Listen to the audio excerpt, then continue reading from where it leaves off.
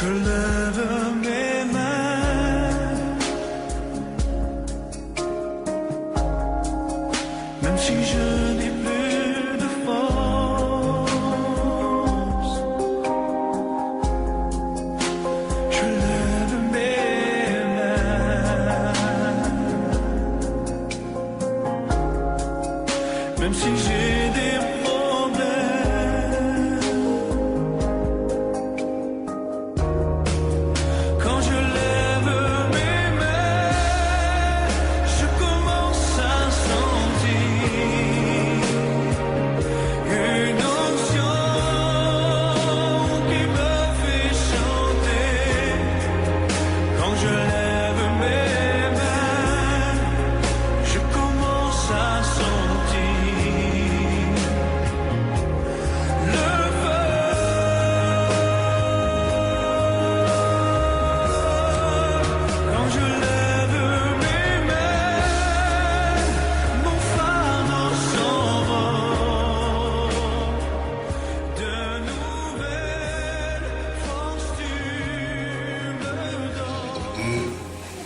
à partir du verset 1er jusqu'au verset 7.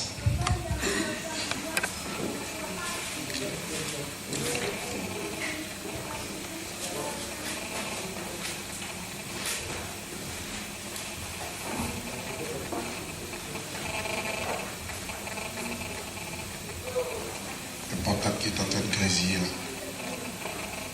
Est-ce que tout le monde a son portable éteint, s'il vous plaît?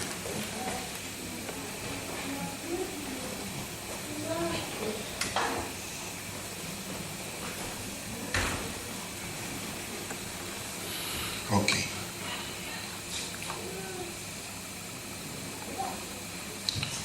Écrit à l'ange de l'église d'Éphèse, voici ce que dit celui qui tient cette étoile dans sa main droite et qui marche au milieu de 7 chandeliers d'or.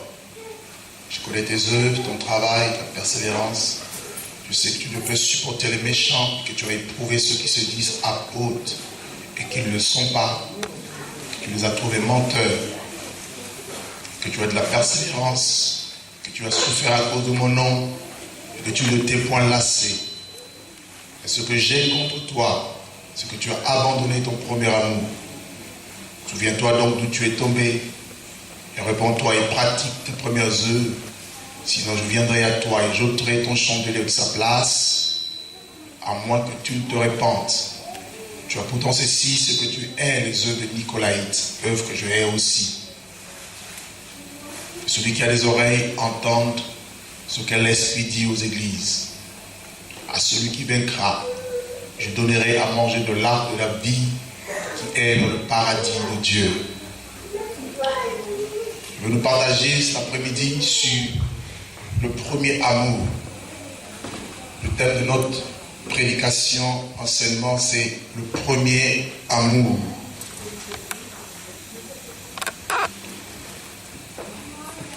Le premier amour. C'est un message qui concerne essentiellement l'Église, les chrétiens.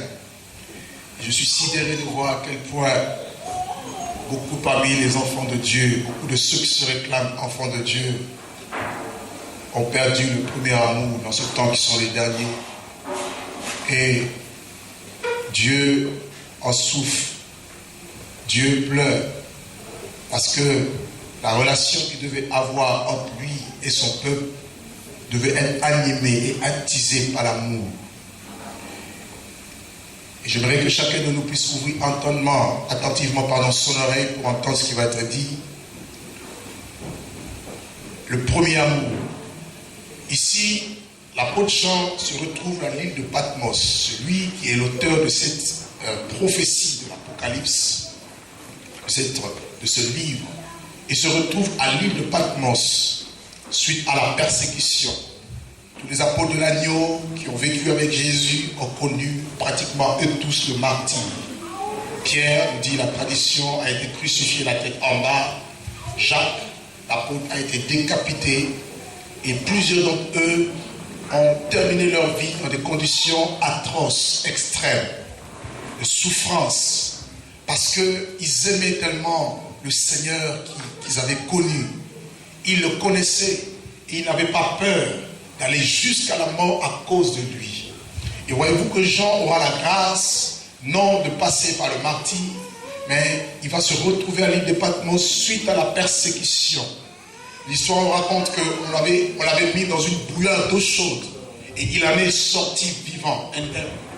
Et de là, à partir de cette persécution, il se retrouve à Patmos, qui était une île, et c'est là que Jésus va lui apparaître pour lui donner ce livre qu'on appelle Apocalypse, qui n'est rien d'autre que la révélation. Apocalypse égale révélation. Un message capital, un message qui parle aussi bien de l'église de la fin du temps, un message qui nous annonce aussi les événements qui caractérisent la fin des temps, la fin de l'humanité, la fin du monde. Voyez-vous? Et Jean l'a écrit pratiquement en l'an 95 de notre ère. C'est-à-dire en l'an 95 de notre ère, il va recevoir cette révélation et il va l'écrire dans un livre. Et il est écrit dans Apocalypse 1, verset 3, que heureux ceux qui disent et ceux qui entendent les paroles de la prophétie et qui les gardent, qui gardent cette parole de la prophétie. Pourquoi? Parce que le temps est proche. Voyez-vous? Donc, c'était un message capital. Et parmi le message que Jean a reçu, il y a le message qui concerne l'Église. Il va commencer par parler d'abord de l'Église, aussi bien les églises locales qui étaient en Asie mineure, c'est-à-dire les 7 églises. L'église d'Éphèse, l'église de Smyrne, l'église de Sardes, l'église de Thyatire, l'église de Pergame, l'église de Philadelphie et l'église de Laodicée. Voilà les 7 églises, plutôt les 7 églises auxquelles Dieu avait adressé une lettre, avait adressé plutôt une parole, une prophétie pour que chacune de ces églises puisse se préparer à son retour. Et nous allons nous intéresser dans le cadre, dans le contexte de ce que nous voulons partager aujourd'hui sur l'église d'Éphèse. Et avant même que je puisse parler du premier amour, j'aimerais d'abord toucher l'aspect historique de la ville d'Éphèse. Le mot Éphèse, voyez-vous, c'est un mot qui est composé. Éphèse vient d'un mot composé, viser et relâcher. Viser et relâcher. J'espère que tout le monde a son cahier, tout le monde a son stylo, tout le monde note les enseignements. Je ne veux plus que vous veniez même bredouille. Nous devons nous discipliner à cela. Avec la parole de Dieu, non seulement on l'écoute, mais qu'on la médite aussi à la maison, parce que nous sommes appelés, vous êtes appelés vous aussi, à prêcher la même parole demain. Alléluia. Alléluia. Éphèse vient d'un mot dérivé, je disais, viser et relâcher. Donc, quand on parle de l'église d'Éphèse, on voit déjà un relâchement. Il y a un arrière-plan du relâchement. On va comprendre pourquoi. D'accord? Et la ville d'Éphèse, sur le plan historique, c'était pratiquement la 3e grande ville de l'Asie. Sur le plan démographique, voyez-vous? Et on l'appelait aussi la 3e ville chrétienne. Pourquoi? Parce qu'il y a eu un puissant réveil après le réveil de Jérusalem et après le réveil d'Antioche. L'église est née à Jérusalem et il y a eu un puissant réveil lorsque les 120 ont reçu l'Esprit de Dieu.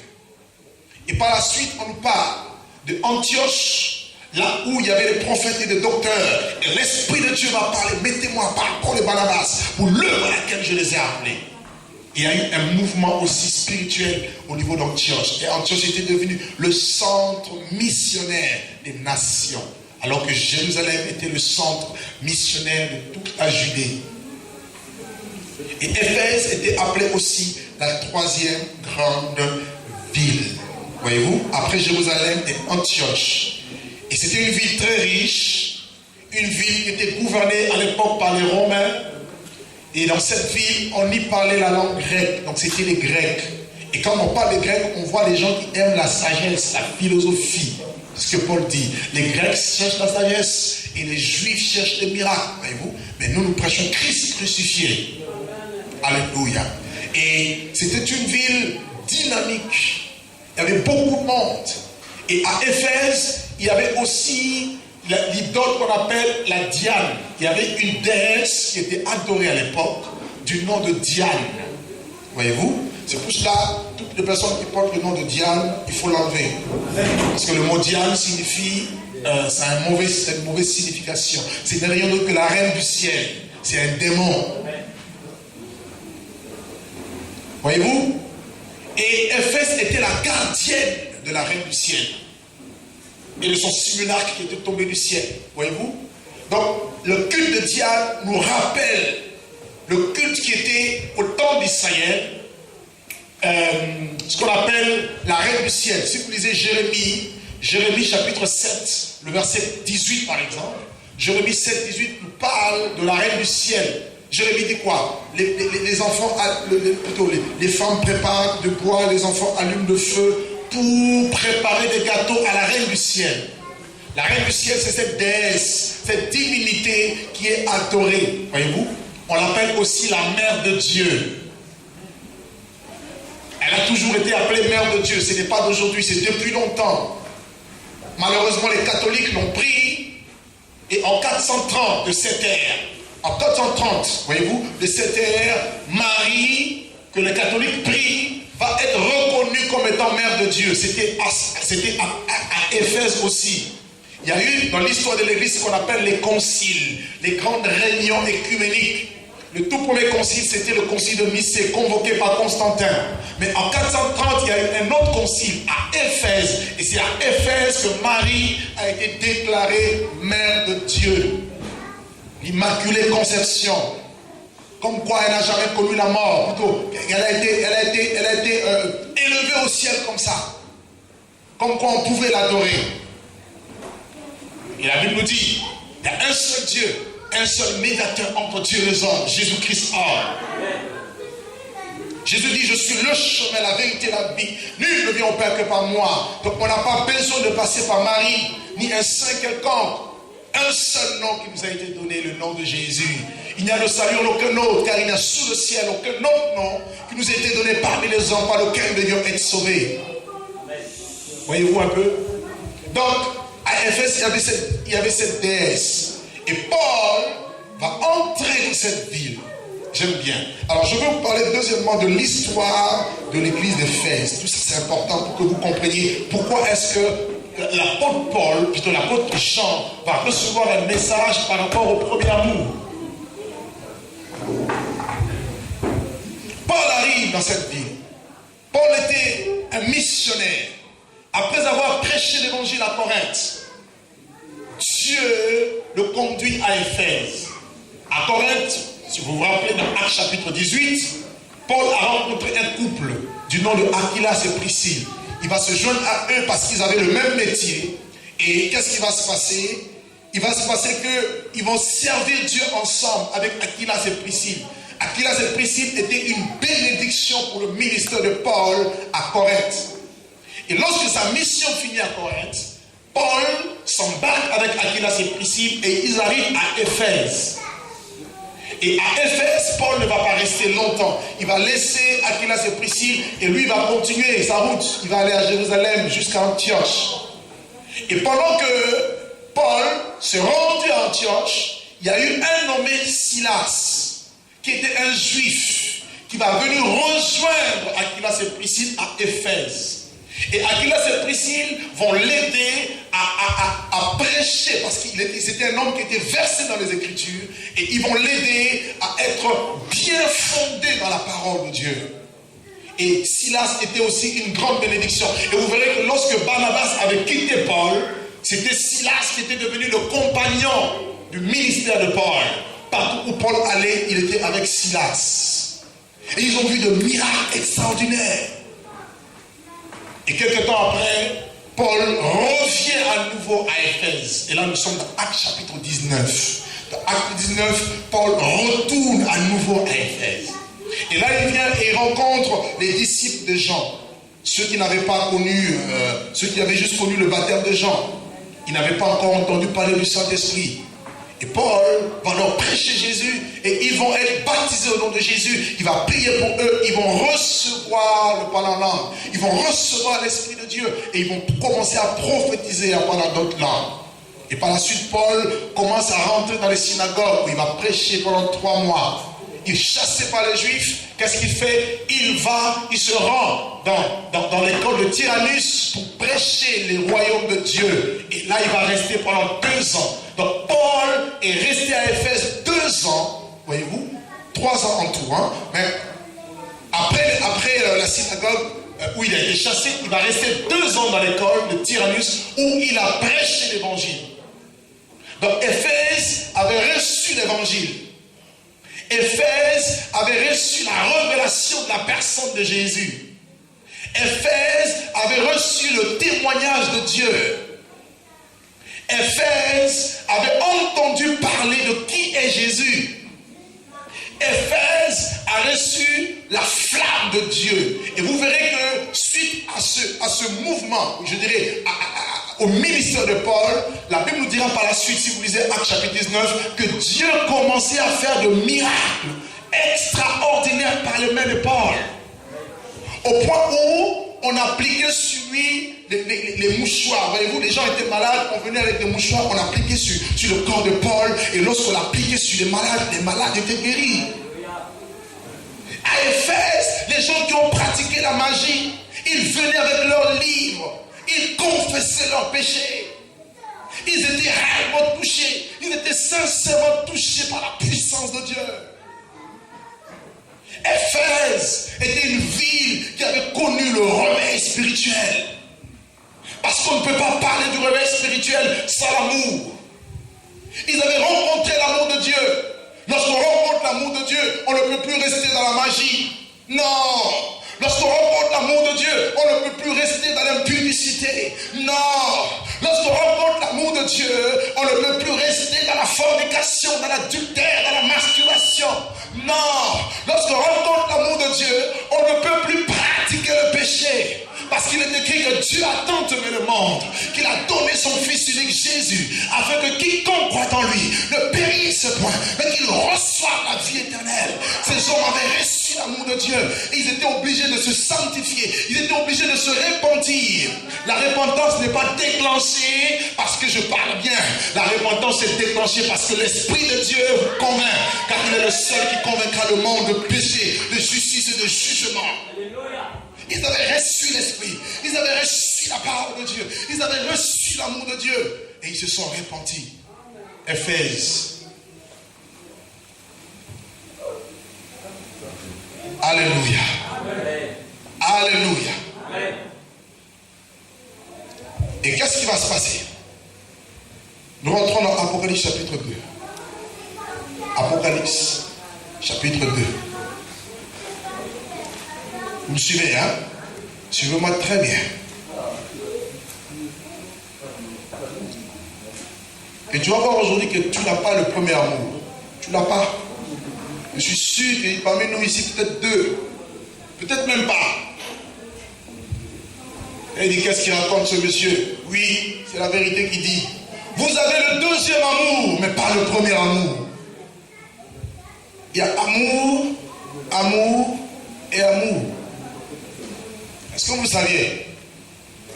Est-ce que vous savez qu'il y a amour, amour et amour? Prenez avec moi, lisons ensemble le verset 1er. Apocalypse 2, verset 1er. Lisons-le tous ensemble. Il est écrit quoi? Aïe, aïe, aïe, aïe, aïe. Il est écrit quoi? Écrit à l'ange de l'église d'Éphèse. Arrêtons-nous un peu là. Nous avons parlé un peu de l'histoire. Je vous ai parlé de la naissance de l'église d'Éphèse. Et là, je vais vous parler maintenant de ce qui est écrit ici. Dieu dit, écrit à l'ange de l'église d'Éphèse. Pourquoi? Pourquoi l'ange? Tout simplement parce que, déjà, le mot ange signifie messager.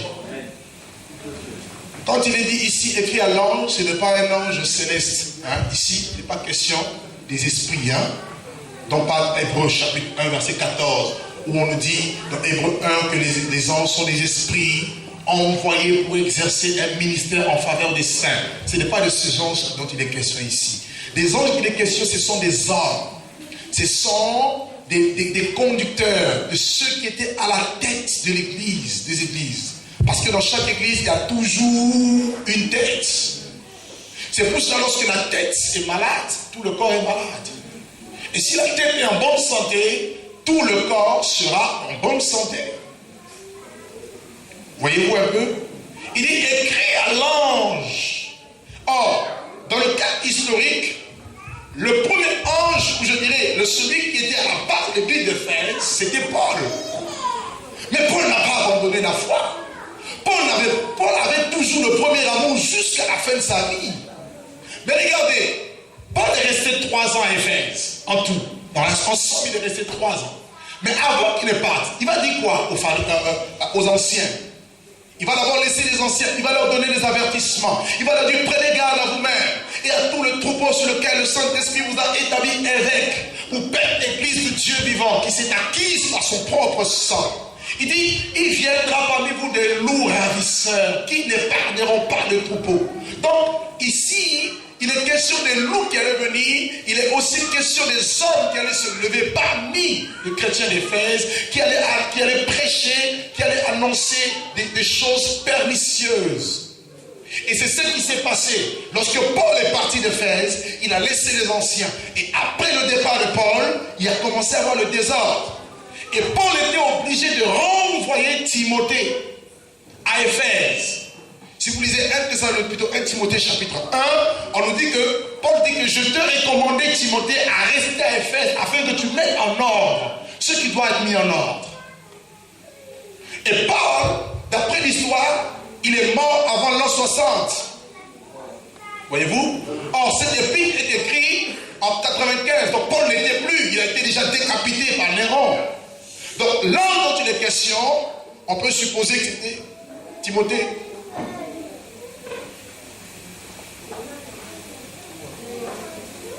Et Dieu s'adresse à l'ange. Dieu s'adresse au leader. Pourquoi?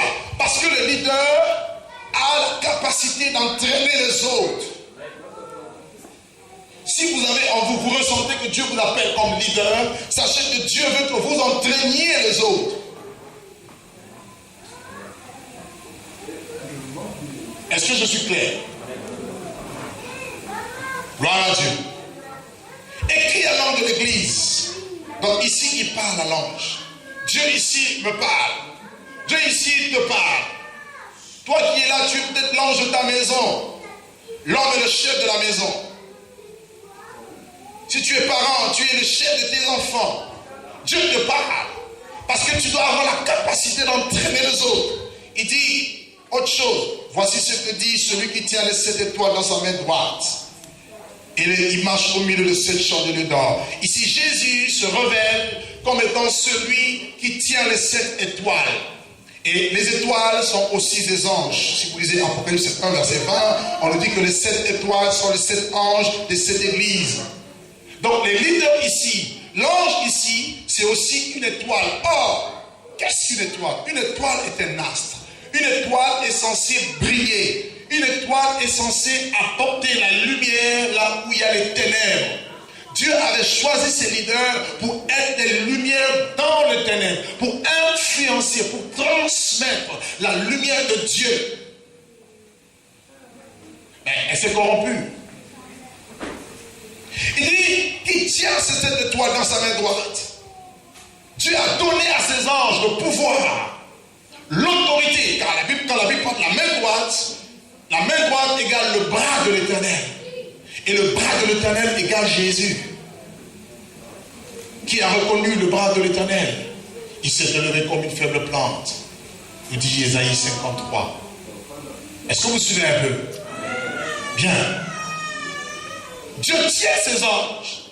Cela veut dire que lorsque tu perds quelque chose qui vient de Dieu, la faute n'est pas à Dieu, mais la faute est à toi. Parce que Dieu nous a tout donné. Jésus a dit tout est accompli. Vous avez tout entre vos mains. Mais le problème, ce n'est pas Dieu.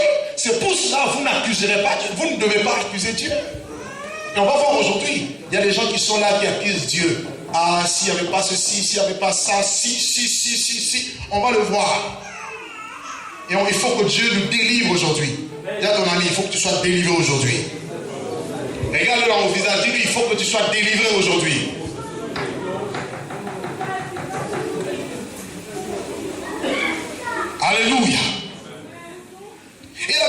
marche au milieu de ce chandelier d'or, c'est lui qui marche au milieu de son peuple. Regardez le verset 2. Il dit quoi? Je connais tes œuvres. Regardez ici, nous allons parler maintenant des constats du Seigneur par rapport à cette église. Dieu dit à cette église, regarde, moi Jésus, je connais tes œuvres.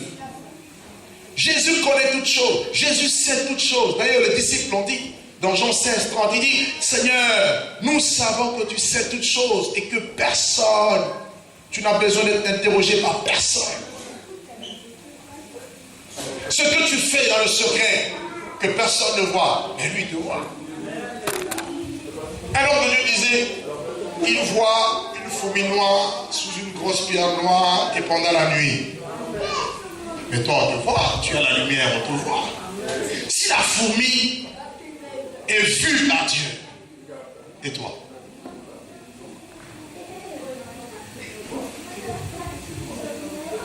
Alléluia. Je sens qu'il y a des cœurs qui tremblent. Et il y en a qui sont en train de dire, mais qu'est-ce qui arrive là? Qu'est-ce qui arrive? Ça arrive, attendez.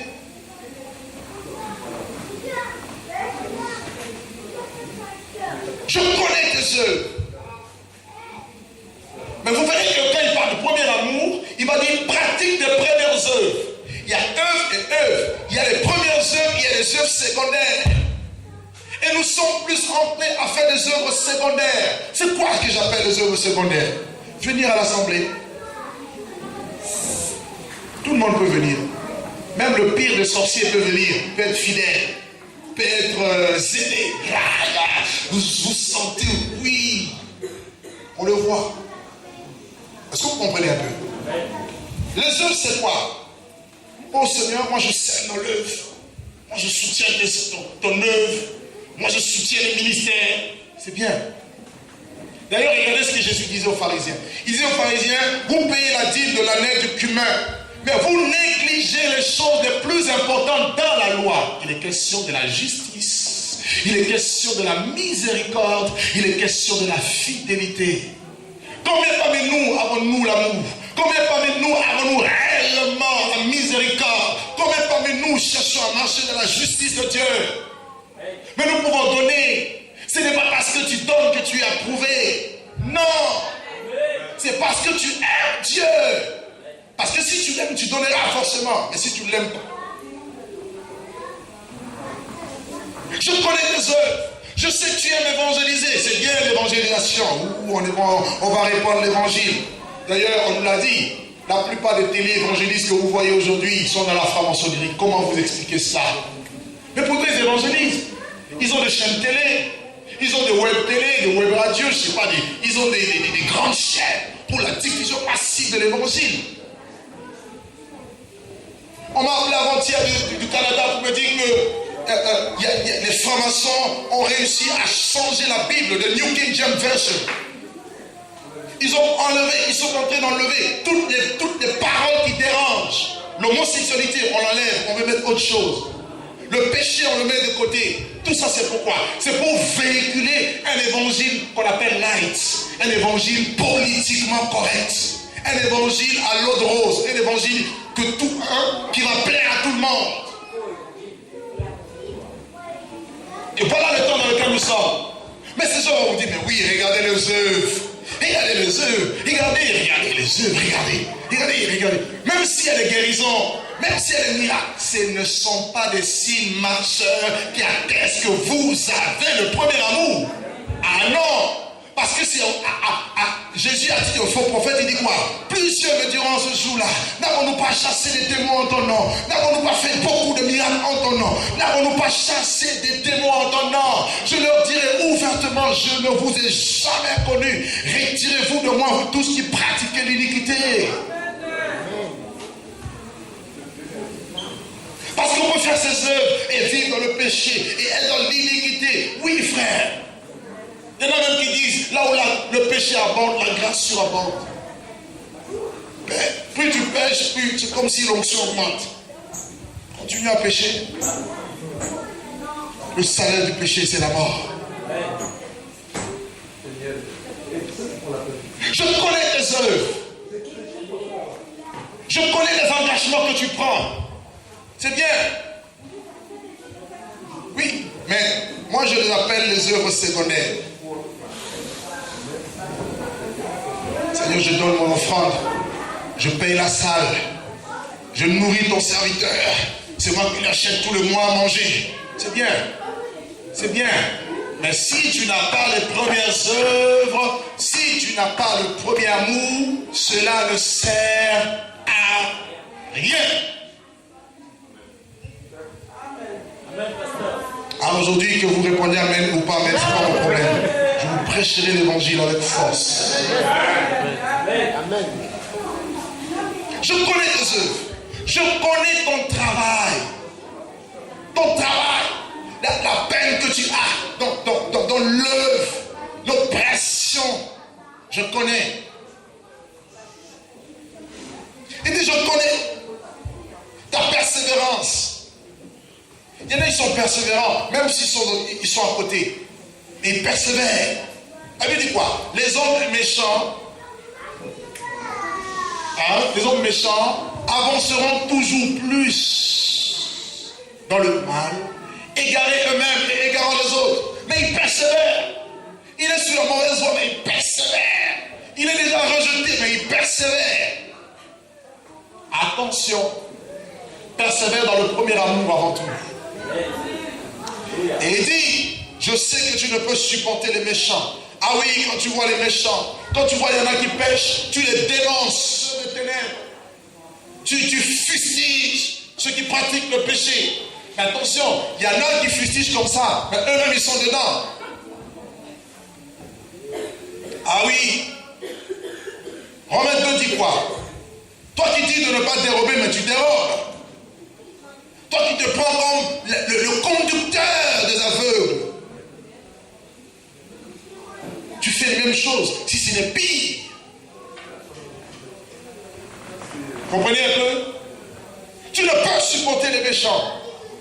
Et il dit ensuite, et tu as éprouvé ce que disent apôtres et qu'ils ne le sont pas. Tu as regardé autour de toi, tu as vu, tu as essayé de tester. Tu as vu qu'il y en a qui se sont présentés comme apôtres de Dieu, apôtres envoyés de Dieu. Mais ils ne le sont pas. Les loups. Et nous sommes dans un temps où il y a des loups dans la bergerie. Il y a des loups dans la bergerie, frère. Alléluia. Ils sont rentrés, ils viennent à vous en vêtements de brebis. Comme je disais vendredi ici, je disais, avez-vous déjà vu un faux prophète dire qu'il a été envoyé par Satan? Écoutez-moi, j'ai un mandat de Satan, il m'a envoyé pour prêcher la mauvaise nouvelle. Tous viennent avec la bonne nouvelle. Tous viennent la Bible entre leurs mains. Ces paroles, tous disent, moins de Dieu. Ils ont l'onction du Saint-Esprit. Mais tous ne sont pas de Dieu. Jésus a dit, vous le reconnaîtrez par leurs fruits.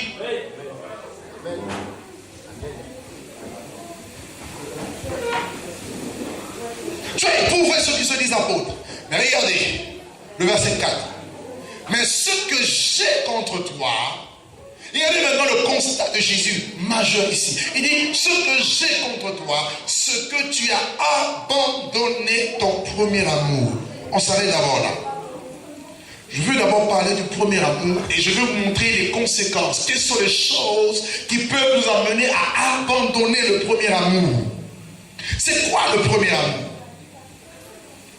Le mot amour ici est issu du grec agapé.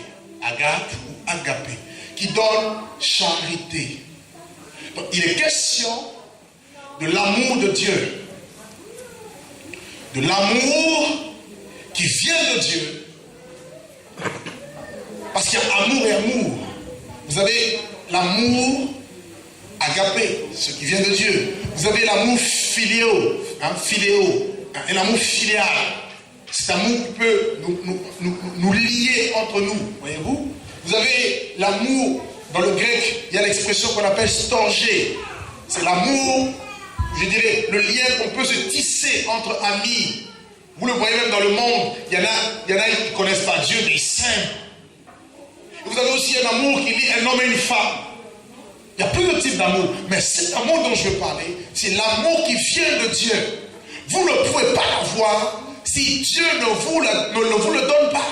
Amen. Et on nous dit que c'est le premier amour. Le mot premier ici, donne en grec proton. Hein? Ce mot premier signifie aussi principal. C'est un amour qui doit être fondamental. Puisque s'il y a un premier, il y a un deuxième. Nous sommes d'accord? Et le premier amour, c'est l'amour fondamental. C'est l'amour de base. C'est l'amour qui vient de Dieu. Vous voyez? On ne peut pas l'avoir dans une école. On ne peut pas l'avoir, je ne sais pas, dans une famille. On reçoit cet amour lorsqu'on accepte Dieu dans son cœur. Réellement. Est-ce que vous comprenez? Bien. C'est l'amour de Dieu. 1 Jean 4, verset 8 nous dit que Dieu est amour. Si vous voulez reconnaître Dieu, vous verrez Dieu dans l'amour. Quand bien même il veut frapper quelqu'un ou une nation, il prend le soin d'avertir. Il prend le soin, voyez-vous, dans son châtiment se cache toujours l'amour pour sauver, parce qu'il est le sauveur. Il ne veut pas que les hommes périssent. Il les aime tellement et qu'il a mis le comble de son amour en donnant son Fils. La Bible dit Dieu prouve son amour envers les hommes en ce que lorsque nous étions pécheurs, Christ est mort. C'est l'amour de Dieu. Et deuxièmement, c'est l'amour envers son prochain. Ce que la Bible appelle prochain, c'est tout le monde. Il peut être ton ennemi, mais tu dois l'aimer. Tu dois l'aimer.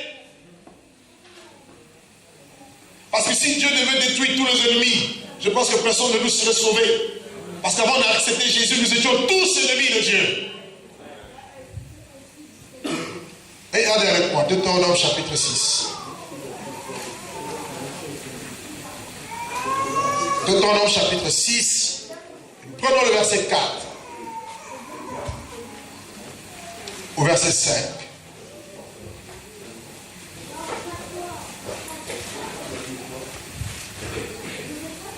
Écoute Israël, l'Éternel notre Dieu est le seul éternel. Tu aimeras l'Éternel ton Dieu de tout ton cœur, de toute ton âme et de toute ta force. Vous voyez? Prenez avec moi Marc chapitre 12. Marc chapitre 12.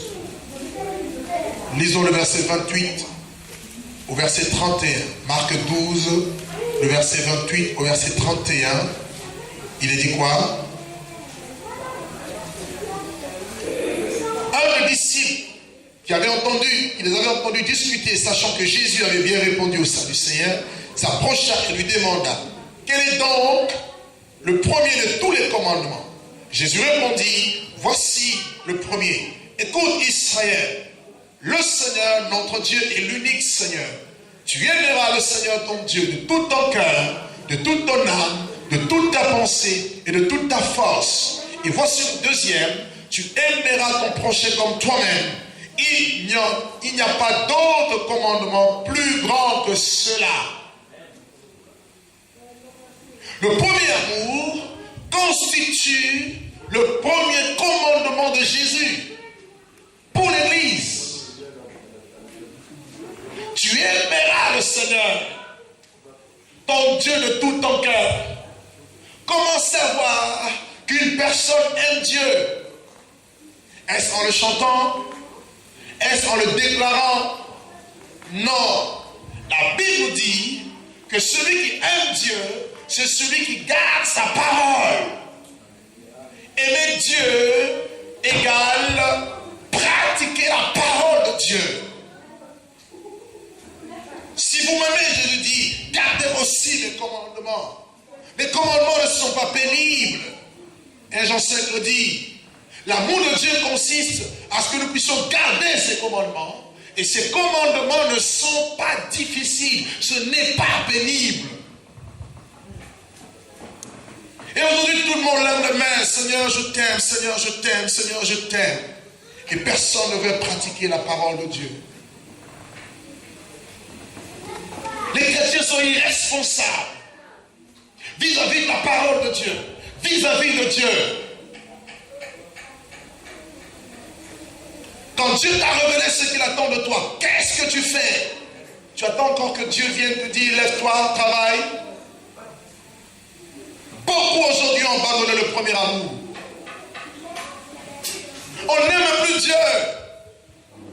Moi, je me rappelle toujours. C'est pour cela que je refuse. Je dis bien, je refuse de perdre ce premier amour. Qu'il pleuve, qu'il neige, mon amour pour lui restera le même. Il y en a quand ils étaient convertis. Il fallait le voir, ils étaient zélés. Il y a des signes qui annoncent, qui montrent qu'on aime. Quand vous tombez amoureux de quelqu'un, vous êtes garçon, vous tombez amoureux d'une femme, je vous assure, quand vous vous donnez rendez-vous, votre cœur bat. Oui ou non? Non, ne faites pas les timides. Oui ou non? Oui. N'est-ce pas, Juju, toi qui es fiancé? Gloire à Dieu. Alléluia. Ton cœur bat. Boum, boum, boum, boum. Si le rendez-vous est à 17h, il est fort probable qu'à moins 10, tu es déjà là. Ou même 1 heure à l'avance. Parce que tu sais que tu vas voir celui ou celle que ton cœur aime. Donc le premier amour te donne le zèle. Lorsqu'on était convertis, moi je me suis converti en Afrique. Mes frères, j'étais tellement zélé, je le suis toujours. Merci Seigneur. J'ai mon premier amour. Personne ne va me l'arracher. On a voulu me l'arracher, mais personne ne l'aura. Dieu n'a eu personne. Ah non, non. J'aime trop Jésus. Je l'aime beaucoup. Je dis bien, quoi qu'il arrive, ni ma femme qui est là, ni mes enfants, ni. Je dis bien, rien. Ah non, frère. Je ne suis pas un chrétien tiède. Un jour. Non. Ça, ce sont des signes. Quand on aime Dieu, on est assidu. Regardez la Bible, les premiers chrétiens. Lorsqu'ils ont reçu le baptême de l'Esprit, la Bible dit qu'ils étaient chaque jour assidus au temple. Mais aujourd'hui, les chrétiens vont au temple quand ils veulent. Vrai ou faux? Ne répondez pas. Répondez-moi, vrai ou faux? Vous allez me donner toute forme de raisons. Parce qu'il y a toujours des raisons. Dis à ton ami, il y en a toujours. Je suis fatigué. Je me rappelle, des fois je pouvais dormir 2 heures. Je me lève et je vais adorer mon Dieu. Un jour je sortais de mission à Rouen. Je sors de mission, j'étais à pied. J'arrive à la gare, j'habitais Nanterre à l'époque. On me dépose à la gare de Villeneuve-Saint-Georges. J'avais raté le dernier train. C'était en hiver. J'ai dormi dans la gare. En hiver. Et à 5 heures, je pris mon premier train. Je suis allé jusqu'à Nanterre. Je me suis échangé. Je suis allé jusqu'à Draveil, où on avait le lieu de culte pour adorer mon Dieu. Parce que je sais que rien ne pourra me séparer de l'amour de Dieu.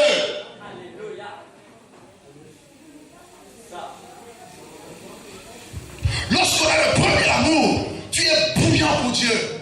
Lorsque tu as le premier amour, tu ne vas pas permettre qu'il y ait des choses qui t'empêchent de servir ton Dieu. Lorsque tu aimes ce Dieu, tu vas tout faire parce qu'il prendra toujours la prééminence. Il sera le premier dans ta vie. Il aura la priorité dans ta vie.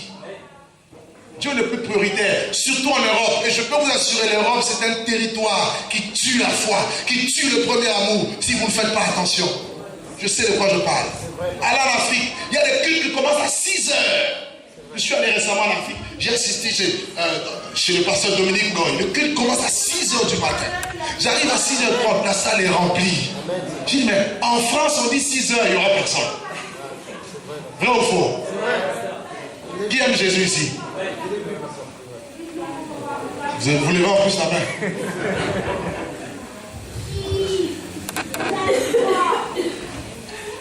Alléluia. Non, frère. Lorsqu'on aime Jésus, on est prêt à tout. Tu ne peux pas accepter que son œuvre soit en souffrance. Voilà pourquoi les premiers chrétiens, ils vendaient tout ce qu'ils avaient. Personne ne leur avait dit. Nulle part vous verrez que les apôtres ont dit, bon, maintenant tout le monde commence à vendre. Personne. Eux-mêmes Parce que l'amour de Dieu va te motiver. L'amour de Dieu va te presser. Dieu en toi va faire en sorte que tu t'occupes d'abord de lui avant de toi. On s'occupe plus de nous. Mon mari, mes enfants, ma femme. Nu tu es venu, seul tu partiras. Il faut le savoir, frère. En France, il y a des chrétiens tièdes. C'est normal, avec le temps qu'il fait. Faites attention. Faites attention. Tu aimeras le Seigneur ton Dieu de tout ton cœur.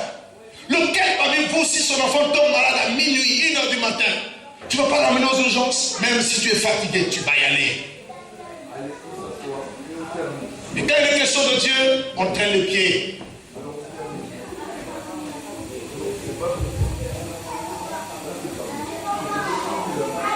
Quand on dit évangélisation, texte évangélisation, on va aller servir Dieu. Personne ne vient. Et puis on est là, Seigneur Jésus, je vais te servir. Arrête de prières de mensonges. Ça, c'est des prières de mensonges. Parce que quand Dieu vous tend la main, c'est là qu'il faut réussir, il faut accepter.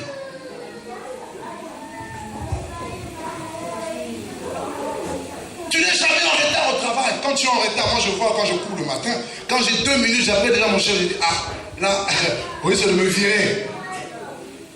Mais quand c'est Dieu,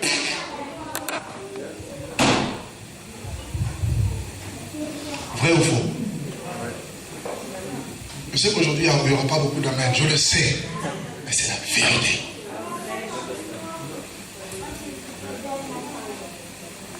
Pas bien haïr, hein? Aimer Dieu de tout son cœur. Dieu doit être la priorité de ta vie. On vient dire à Jésus, ta mère et tes frères, qui est ma mère, qui est mon père, qui est mes soeurs, mes frères. Ma mère, mes frères, mes soeurs, ce sont ceux qui font la volonté de mon père et qui mettent sa parole en pratique. On vient dire à Jésus, viens, il faut manger. Il dit non, j'ai à manger une nourriture que vous ne connaissez pas. Parce qu'il était en train de discuter avec la femme samaritaine. Il fallait sauver le cœur de cette femme. Quelles sont tes priorités? La Bible dit, cherchez d'abord le royaume de Dieu et sa justice, et tout vous sera donné par-dessus tout.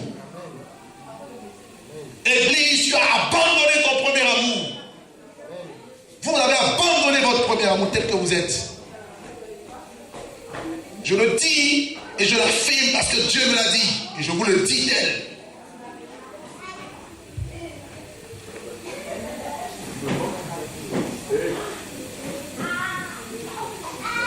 Alléluia.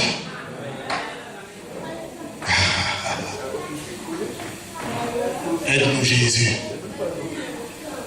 Et tu aimeras ton prochain comme toi-même.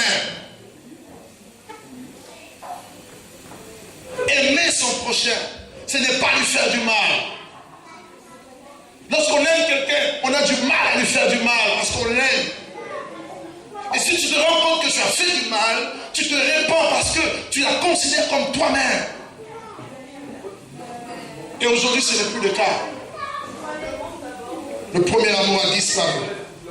Aujourd'hui, les chrétiens se cognent les têtes. Et le diable a réussi à cogner les têtes des chrétiens comme ça. On nous cogne les têtes, on se bat, on se dispute. Quand on dit qu'on a le premier amour, vous pouvez vous tromper. Veillez à votre cœur. Amen. Amen. Aïe, aïe, aïe, on ne me répond plus là. Vous êtes déjà... Ce n'est que le commencement, je n'ai même pas encore touché... Alléluia.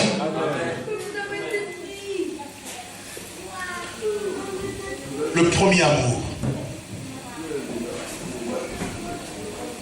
Ce que j'ai contre toi, c'est que tu as abandonné ton premier amour. Qui veut retrouver son amour aujourd'hui? Son premier amour. Prends des décisions avec Dieu. Que Dieu prenne la première place dans ta vie. Et quand tu prends la décision, tu penses que le diable va te laisser tranquille. Au contraire, c'est à ce moment-là qu'il sait que dans la prière, tu viens de prendre une décision. C'est là qu'il va se lever. Il va permettre les persécutions. Il va permettre les difficultés. Mais si tu ne réalises pas ces choses, tu retombes, tu reviendras toujours à la case de départ. Et je précise, il n'y a pas de réveil spirituel sans l'amour. C'est pour cela où il n'y a pas l'amour de Dieu. Un homme qui n'a pas l'amour de Dieu n'est pas réveillé, il est mort. Parce que tu ne peux pas dire que tu aimes Dieu et que tu haïsses la personne que tu vois. Non. Non. Comment peux-tu aimer Dieu que tu ne vois pas? Et haïr la personne que tu vois? C'est contradictoire.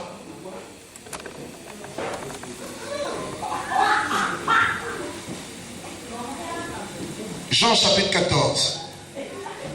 Nous lisons le verset 15 et le verset 21. Jean 14, verset 15 à 21. Si vous m'aimez, gardez mes commandements. Le verset 21 nous dit, celui qui a mes commandements et qui les garde, c'est celui-là qui m'aime, et celui qui m'aime sera aimé de mon Père. Je l'aimerai et je me ferai connaître à lui. Et dans Jean chapitre 13, prenez avec moi Jean chapitre 13, nous lisons le verset 34, il est dit, je vous donne un commandement nouveau, aimez-vous les uns les autres, comme je vous ai aimé. Vous aussi, aimez-vous les uns les autres. À ceci, tous connaîtront que vous êtes mes disciples, si vous avez l'amour les uns pour les autres. Nous sommes disciples de Jésus parce que nous avons l'amour les uns pour les autres.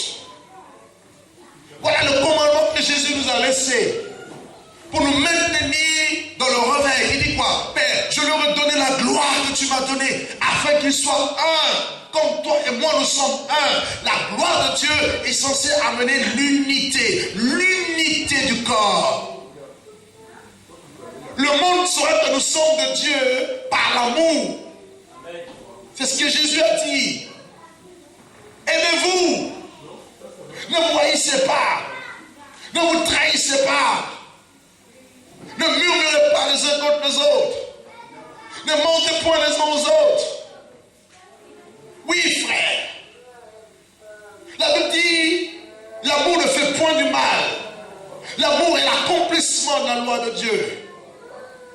Tous les commandements qui, dans la loi, qui dit, tu ne commettras point d'adultère, tu ne voleras pas, tu ne porteras point de faux témoignages, se résument dans un seul commandement. Tu aimeras ton prochain comme toi-même. Car si tu aimes ton prochain, jamais tu vas prendre sa femme. Si tu aimes ton prochain, jamais tu vas prendre quelque chose qui lui appartient. Si tu aimes ton prochain, jamais tu lui porteras contre lui de faux témoignages. Il dit cela est important. Cela importe d'autant plus que vous savez en quel temps nous sommes. Nous sommes dans les temps de ténèbres spirituelles. Il dit c'est l'heure de vous réveiller enfin du sommeil. Et vous regardez que dans Romains 13, il parle du réveil en liaison avec l'amour. Donc là où il n'y a pas l'amour, il n'y a pas de réveil. Le réveil, ce n'est pas l'action de masse. Le réveil, c'est la prise de conscience. Parce qu'il y a un réveil sur le plan personnel et il y a un réveil sur le plan collectif. Vous pouvez pas me dire que vous vivez le réveil spirituel alors que vous avez la haine dans vos cœurs. C'est faux ça.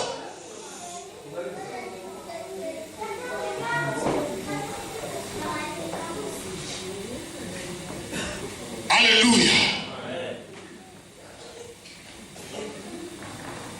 Le premier amour. Voilà les signes qui nous distinguent du monde. L'amour. Parce que dans le monde, il n'y a pas l'amour. Dans le monde, on vous apprécie par rapport à ce que vous êtes et par rapport à ce que vous avez. Vous avez des diplômes, vous passez dans le milieu de tous ceux qui ont le diplôme. Vous avez de l'argent, vous êtes dans le cercle. Et même, il n'y a pas la confiance entre eux. Le monde, c'est la jeune. Et Dieu seul est amour. Bien. D'où vient l'amour? Romains chapitre 5. Romains chapitre 5, nous lisons le verset 5, rapidement. Il est écrit quoi? Or l'espérance ne trompe point, parce que l'amour de Dieu est répandu dans nos cœurs par le Saint-Esprit qui nous a été donné. La Bible dit que le Saint-Esprit, l'amour de Dieu, est répandu dans nos cœurs par le Saint-Esprit. Donc c'est l'Esprit de Dieu qui amène l'amour, qui rallume, ou bien qui répand cet amour dans nos cœurs. C'est pour cela qu'il ne faut pas l'attrister. Il ne faut pas l'éteindre. Laissons-lui la place afin qu'il rallume la flamme de l'amour dans nos cœurs.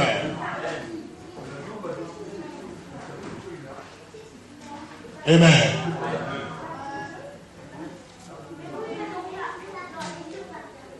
Ça va jusque là? Alors, quels sont les signes de quelqu'un qui a l'amour, qui a le premier amour? Le premier signe que nous voyons, c'est l'ardeur. On est tellement fervent, on a le désir fervent d'être agréable à Dieu. Lorsqu'on a le premier amour, on cherche à plaire à Dieu. On a un désir fervent de lui plaire. Et Galates dit quoi? Galates 1, chapitre 10 dit quoi? Paul dit, est-ce la faveur des hommes que je cherche ou celle de Dieu? Si je cherchais à plaire aux hommes, je ne serais plus serviteur de Dieu. Vous comprenez un peu? Lorsqu'on aime Dieu, lorsqu'on a le premier amour, ce qui nous doit nous motiver, c'est Dieu. Ne faisons rien pour être vus. Ne faisons rien pour avoir l'approbation d'un homme quelconque. Faisons-le pour Dieu. Servons Christ le Seigneur. Engageons-nous pour lui. Car c'est lui le maître. Est-ce que vous comprenez un peu? Le désir. Tu vas commencer à désirer la présence de Dieu. Quand tu es seul chez toi, tu désires être avec Dieu. Deuxièmement, on a la passion de connaître Dieu et sa parole. Lorsqu'il y a le premier amour, tu vas désirer connaître Dieu. Osée 6 dit quoi? Connaissons et cherchons à connaître le Seigneur, car sa venue est aussi certaine que ceux de l'aurore. Tu ne te limites pas à la connaissance d'hier. Tu cherches à creuser. Tu creuses, tu cherches à découvrir qui est Dieu pour toi.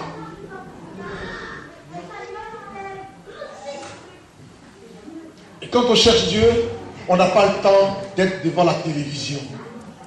Des heures et des heures. La télévision est un outil du diable. Écoutez-moi bien. C'est un instrument du diable pour nous distraire. Pour que nous n'ayons pas le temps avec Dieu. Et regardez quand vous terminez de regarder votre soi-disant votre écran, des films, des choses bizarres qui passent à la télé. Vous êtes lourd. Quand il faut prier, vous vous endormez. Et vous ne comprenez pas. Ça va? Est-ce que ça va? C'est chaud aujourd'hui, c'est chaud. C'est chaud. Vous voyez les chrétiens de télévision, Internet, Facebook, Twitter, SMS, tout le temps. Tout le temps, ils sont en train de, comment on dit ça, tweeter ou quoi là. Je suis en train de SMSer. Arrêtez ça!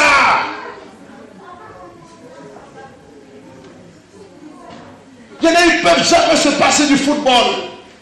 Ils doivent savoir quelle équipe a gagné contre quelle équipe, tel joueur. Mais quand on te pose la Bible, qu'est-ce que la Bible dit? Je ne connais pas. Mais il y a un problème. Il y a un problème. Aujourd'hui, je veux parler. Il y a le feu pour parler. Je veux parler au nom de Jésus. Personne ne va m'arrêter. S'il faut rester jusqu'à 20h, on va rester au nom de Jésus. Même si vous ne dites pas amen, on va fermer la porte. Personne ne va sortir.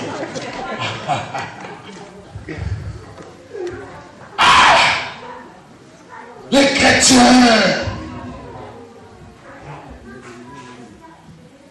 On n'a pas le temps pour être à genoux. La force d'un enfant de Dieu, c'est la prière. Tu cherches Dieu dans la prière. Père, révèle-toi à moi. Il dit quoi? C'est lui qui garde mes commandements. Il dit, Dieu dit, je me ferai connaître à lui. Il viendra et il se révélera à toi.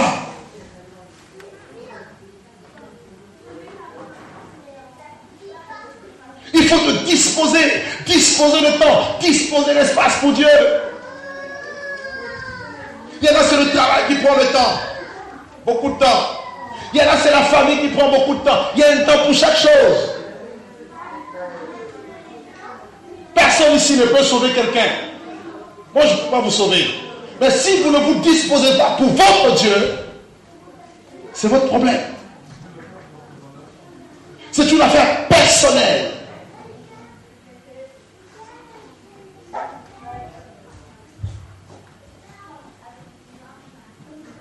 As-tu cette passion? Quand on commence à parler de la Bible, tu t'ennuies. Tu n'as pas le premier amour. Quand la prédication ennuie quelqu'un, il n'y a pas l'amour de Dieu dans son cœur. La Bible dit Paul des fois enseigner. Nous d'ailleurs, nos enseignements de union, ce n'est pas biblique. Hein? Est-ce que vous savez que ce n'est pas biblique? Les apôtres, les enseigner, c'est au moins 3 heures, 4 heures. Paul enseignait des fois toute la nuit.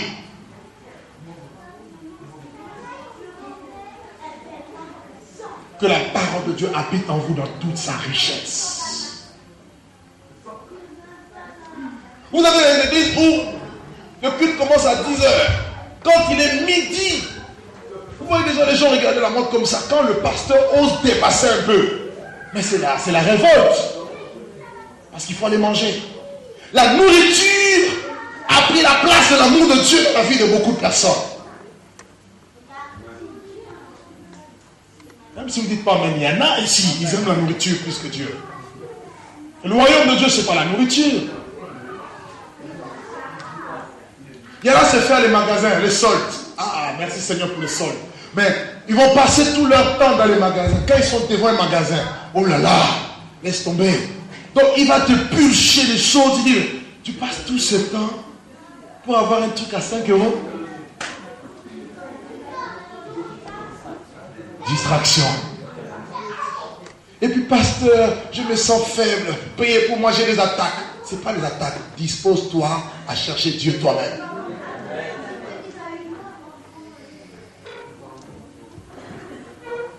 Ça va? Est-ce que ça va tout le monde? Lorsque on a le premier amour, on aura la passion des âmes perdues. Les hommes qui meurent, on sera passionné pour eux. Priez d'abord pour eux. Et ensuite, si Dieu nous donne l'occasion, leur prêcher l'évangile. Aujourd'hui, l'Église a perdu sa mission. La mission de gagner les âmes. Elle parle plus de prospérité, argent, bénédiction. Ce n'est pas à ça que nous avons été appelés. Ces choses arrivent, Dieu le donne, c'est vrai. Mais l'objectif, ce n'est pas ça. La vision, c'est les âmes perdues. Jésus a dit, allez faire de toutes les nations des disciples. Prêchez l'évangile. On a perdu le premier amour. Où est ton premier amour? Alléluia. Prenez avec moi 1 Corinthiens.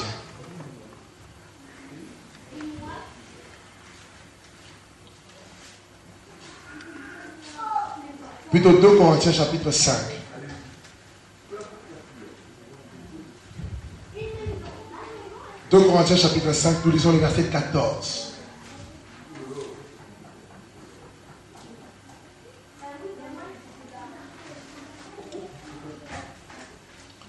Paul dit, car l'amour de Christ nous presse. Parce que si nous estimons qu'un seul est mort pour tous, tous comme sommes morts. Il était pressé par l'amour de Dieu. Cet amour doit te motiver, te stimuler. Alors, beaucoup aujourd'hui ont abandonné leur premier amour. Ils ont négligé cela. Ils l'ont mis de côté. Et Dieu pleure. Parce qu'il voit qu'il a donné son fils. Mais nous ne l'aimons pas comme il souhaitait que nous puissions l'aimer. Alors, quelles sont les choses qui, aujourd'hui, sont les causes de l'abandon du premier amour? Il y a beaucoup de choses aujourd'hui qui font en sorte que les gens, les chrétiens, abandonnent le premier amour. J'ai vu des gens prêcher l'évangile hier, avec feu, puissance. Aujourd'hui, ils ont tout abandonné. Et la Bible dit que celui qui croit être debout prenne garde de tomber. Tu n'es pas mieux que oui, que. Est-ce que c'est clair?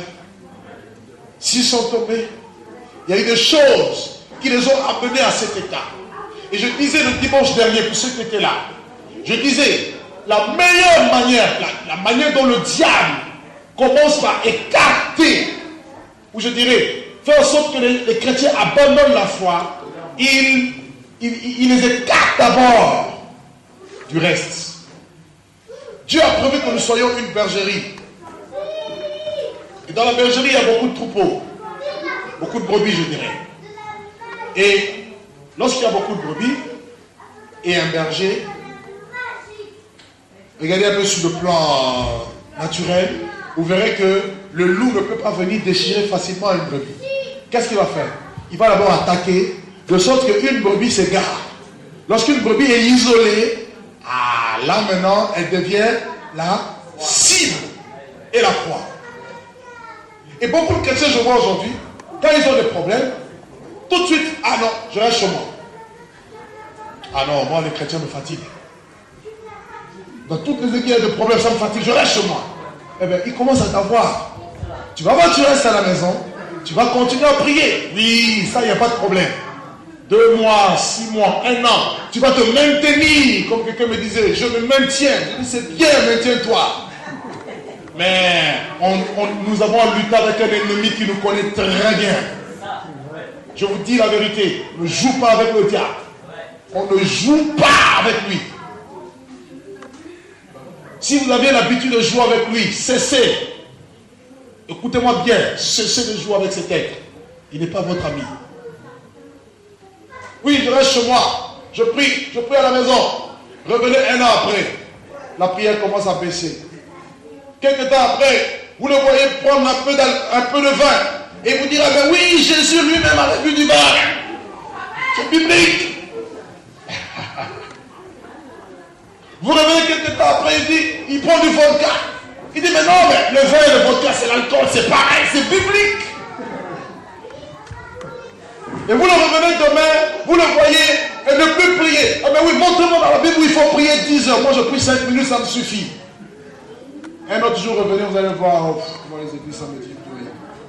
En gros, Dieu ne me dit plus. Frère, vous qui avez connu Jésus, vous qui avez connu la parole de Dieu, la Bible dit, nous devons nous attacher aux choses que nous avons entendues, de peur d'être éloignés loin d'elle.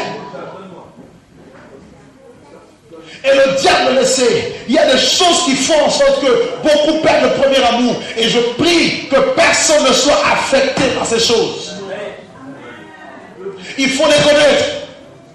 Et il faut faire attention. Et que chacun doit prendre le garde.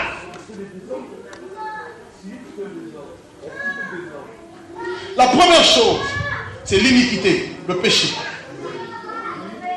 La première chose qui refroidit l'amour dans le cœur d'un homme, c'est l'iniquité. Matthieu chapitre 24, verset 12. La Bible dit, Jésus dit, en parlant de signes de temps, et parce que l'iniquité se serait accrue, l'amour du plus grand homme se refroidira. Frère, si vous vivez dans un péché, si vous êtes dans un péché caché, je vous assure, vous vous refroidissez. Vous éteignez la flamme de l'amour de Dieu. Parce que Pierre dit, il dit, aimez-vous d'un amour ardent. L'amour était un feu. Le péché tue le premier amour. Et quand on parle de péché, le péché c'est la désobéissance à Dieu. La désobéissance à la parole de Dieu. Un chrétien qui dit, moi je ne veux plus prier dans une assemblée, je reste chez moi, il pêche. Oui, parce que la même Bible dit, n'abandonnez pas votre assemblée. En gros, n'abandonnez pas la communion fraternelle. Ceci veut dire quoi? Je ne dis pas que dans les églises il n'y a pas de problème, c'est pas ce que je suis en train de dire. Si vous vous retrouvez dans une assemblée où vous voyez qu'il y a beaucoup de problèmes et que vous ne pouvez plus supporter, vous pouvez sortir de là. Sortir d'une église locale ne veut pas dire sortir du corps de Christ. Mais Dieu a ses enfants partout. Priez Dieu qui vous oriente dans une église où son nom est glorifié, où vous allez retrouver l'amour. Tout le monde me suit? Est-ce que tout le monde me suit? Vous tombez dans les pièges d'être un électron libre. Je suis chez moi, je fais ce que je veux. Je vais à gauche, à droite. Vous allez vous écarter. Vous avez besoin d'une discipline.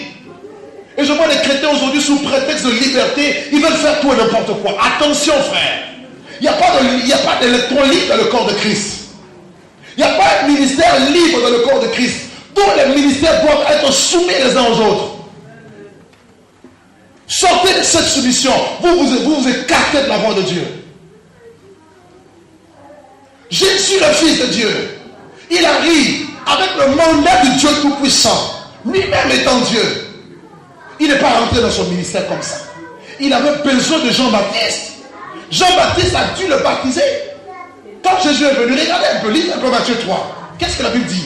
Quand Jésus est venu, Jean-Baptiste a dit non, c'est moi qui ai besoin d'être baptisé par toi. Et toi tu viens à moi. Jésus dit non, laissons faire ce qui est juste, ce qui est convenable. Donc quand Jean-Baptiste baptisait Jésus, Jésus s'est soumis à l'autorité de Jean-Baptiste. Tu es soumis à quelle autorité? Non, moi c'est Dieu seulement. Dieu tu ne le vois pas. Électron libre. Tu vas t'écarter, tu vas commencer à enseigner de fausses doctrines et tu vas penser que c'est toi qui as le mandat de corriger l'église. Tu t'es égaré, mon frère. Je vous dis la vérité, que vous soyez d'accord ou pas, c'est la vérité, c'est ce qui est écrit. Vous voyez Paul était soumis à Pierre. Pierre était soumis à Paul. Tu es soumis à qui? Je suis soumis à qui? Moi j'ai des ministères qui me suivent. Le travail qui se fait, ils suivent le travail. Et je rends mes comptes, frère. Il n'y a pas d'électron libre pour dire voilà, je fais ce que je veux. Ah non, les âmes là, vous n'appartenez pas à un homme, vous appartenez à Jésus. Et l'œuvre de Dieu soit fait de manière correcte.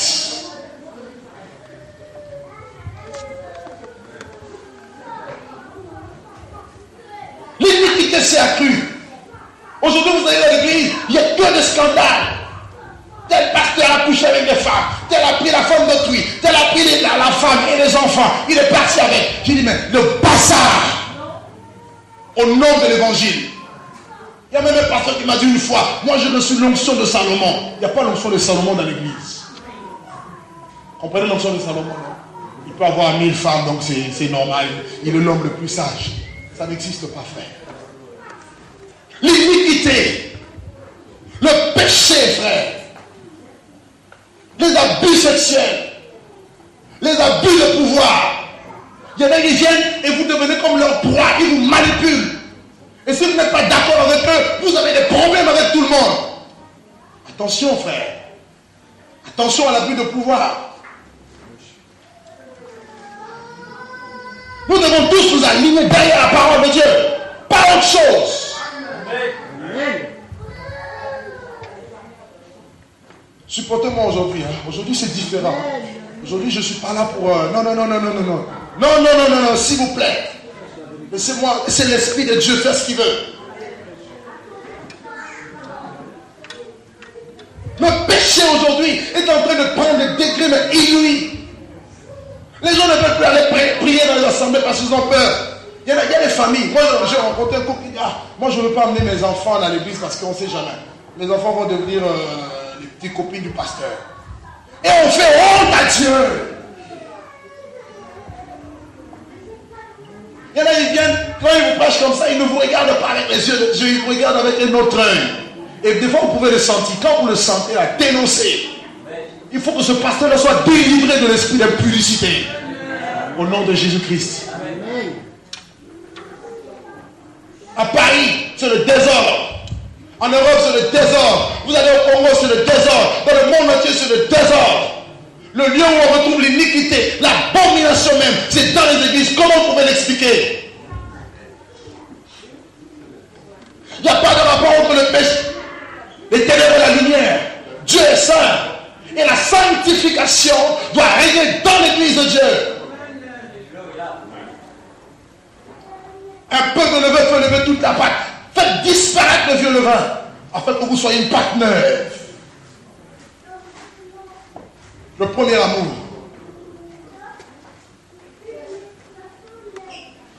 Combien parmi les prédicateurs prennent de l'alcool, se saoulent la gueule? Combien même se sont adonnés à la magie, soi-disant pour faire tomber les gens? Comme si pour faire tomber les gens, c'est ce qui va amener les gens, frère. Non, c'est la présence de Dieu. On va en Israël, on va s'apprendre de l'huile, on va avoir de l'eau, on va commencer à vendre aux gens de l'eau dans les bouteilles de l'huile. Frère, c'est de l'escroquerie. Le péché. Les gens viennent pour chercher Dieu. Les gens viennent pour adorer Dieu. Mais ils retournent avec les démons. Parce que les églises sont devenues des repères des démons. L'iniquité s'est accrue. L'amour du plus grand nombre est en train de se refroidir. Je rencontre beaucoup de personnes aujourd'hui. Vous parlez avec eux, vous priez où? Non, moi je prie chez moi. Dieu est partout. Mais qui ne sait pas que Dieu est partout? C'est le même Dieu qui a institué l'église. L'église locale a sa place. Tu n'as pas besoin d'être chez toi. Ta cigarette reste tout ce soir.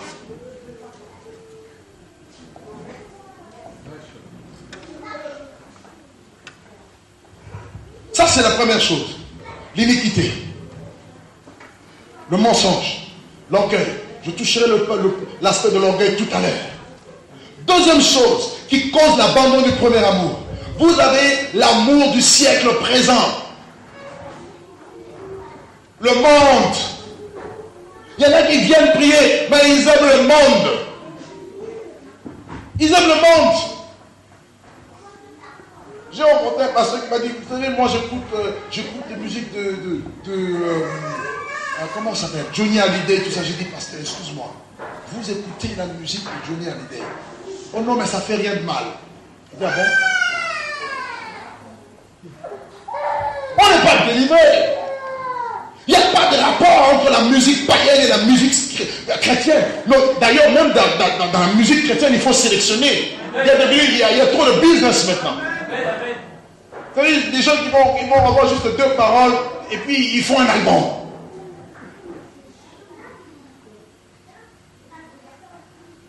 Vous savez, quand Jésus est entré dans le temple, vous savez ce qu'il a vu?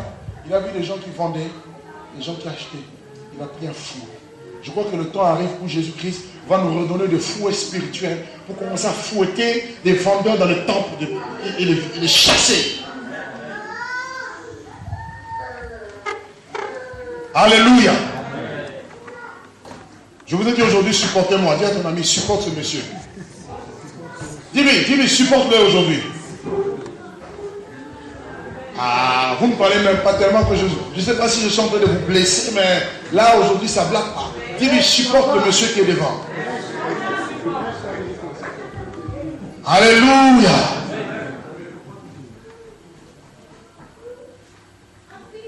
Le monde. On vous dit non, il n'y a pas de mal d'écouter la musique du monde, mais où est le mal? Ça glorifie qui? C'est inspiré de qui? Ce n'est pas de Dieu. Je vois des CD américains. Vous voyez des musiciens qui chantent avec des boucles d'oreilles. Oui, Jésus, je dis, mais c'est ça. Dieu mon roi. Il faut prêcher ces choses, frère. Il n'y a pas de mélange. J'étais passé à une grande assemblée en Afrique du Sud, une fois. Je rentre dans l'assemblée, méga church. Je me disais, ok, c'est bien, que Dieu soit béni. Et je voyais les jeunes qui venaient faire leur célébration, ils venaient danser. Je voyais comment les jeunes mettent leur jean. Hein? C'est comme s'ils n'ont plus de ceinture. Les jeans arrivent au niveau de sous-vêtements, tout ça. Et ça vient comme ça. Il y en avait qui avaient des crêtes. C'est crêtes, non? Crêtes, boucles d'oreilles, tout ça. Yo, Jesus, c'est Kaba, yo. Je dis, hey! Un homme a dit, je cherchais le monde, je le trouvais dans l'église, je cherchais l'église, je le trouvais dans le monde. Il n'y a pas de rapport. Ça, ce n'est pas biblique. Quelqu'un d'autre me trouvera peut-être dur, mais c'est ce que la Bible dit. Le monde, il y en a qui aiment le plaisir. Il y en a quand ils viennent prier, ils ne viennent pas prier. Ils viennent regarder si la soeur est venue ou si le frère est venu. Et vous le voyez, donc c'est devenu le club de rencontre. Ce n'est pas biblique. On n'a même pas le premier amour. Lorsqu'on aime Dieu, on vient pour Dieu. On n'entend pas venir pour une soeur, pour un frère, pour le pasteur. Comme une fois, une maman qui est venue, tout ça. Il dit, mais est-ce que vous êtes beau? Je dis, oui, je suis marié.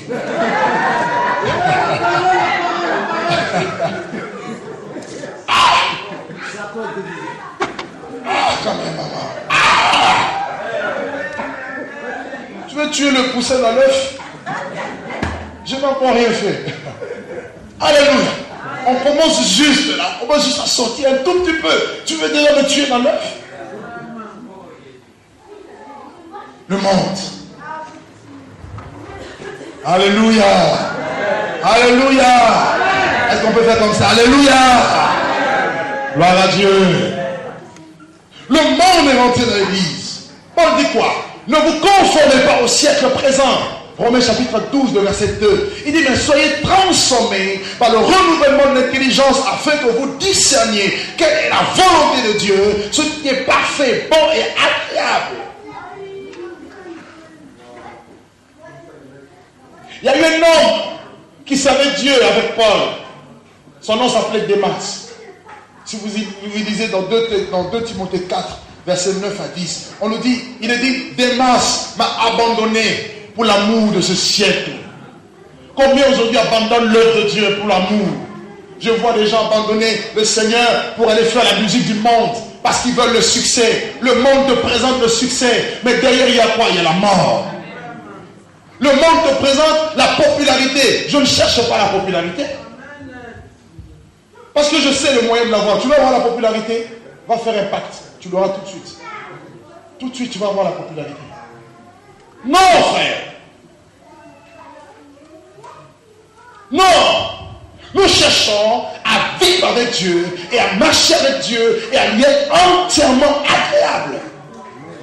Tel est notre désir. Tel doit être notre désir. On abandonne Dieu. Il y a des pasteurs aujourd'hui qui sont rentrés dans la franc-maçonnerie, frère. Dans le mouvement de la Rose-Croix, les cancards. Vous avez ce mouvement qui est en train de prendre l'ampleur, le New Age, qui est en train de rassembler beaucoup de mouvements chrétiens, entre guillemets chrétiens. Ça en vogue en ce moment. Et on vous tend la perche. Vous voulez être soutenu financièrement. Vous voulez avoir soi-disant la prospérité des millions. Et on te montre, il y a tel pasteur au Nigeria, il y a une jet privé, il y a tel homme, il y a un jet privé. Je dis, s'il a eu dans la vérité, gloire à Dieu. Mais s'il a eu dans les voies tortueuses, non. Je ne suis pas contre ces choses. Mais ça doit être dans la vérité, dans la pureté. Le monde. Il y a une pression qui s'exerce sur nous. Autre chose qui tue le premier amour. Le diable. Le diable et ses agents. Quand je dis les agents, je vois bien le démon que le satanisme, ceux-là qui ont le mandat du diable et qui ont une mission de tuer les vrais enfants de Dieu. Jésus disait dans Luc chapitre 22, le verset 31 à 32, il dit à Simon, Simon, Simon, Satan t'a réclamé pour te crier comme un froment. Je prie pour toi afin que ta foi ne défaille.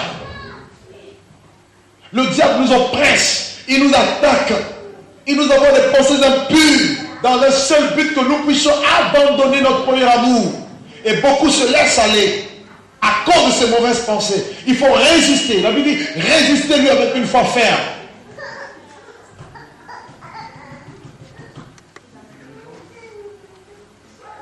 Parce que qu'est-ce qui est la force de l'Église? C'est l'amour. Parce que la Bible appelle l'amour le lien de la perfection. Mais si le diable arrive à casser ce lien de la perfection, il a réussi. Jésus a dit quoi? Tu es Pierre. Et sur ce roc, je bâtirai mon église. Et le port de ce jour de bord ne prévaudront pas contre elle. L'enfer est en mouvement. Pour que les chrétiens abandonnent. Il faut que tu le saches. Et le diable me propose des choses. Regardez comme il a dit à Jésus, si tu te prosternes, tu m'adores, je te donnerai toute cette gloire. Regarde tout ce royaume et leur gloire. Ça m'a été donné. Combien se prosternent aujourd'hui? Au point où vous voyez des prédicateurs de l'évangile qui deviennent des politiciens.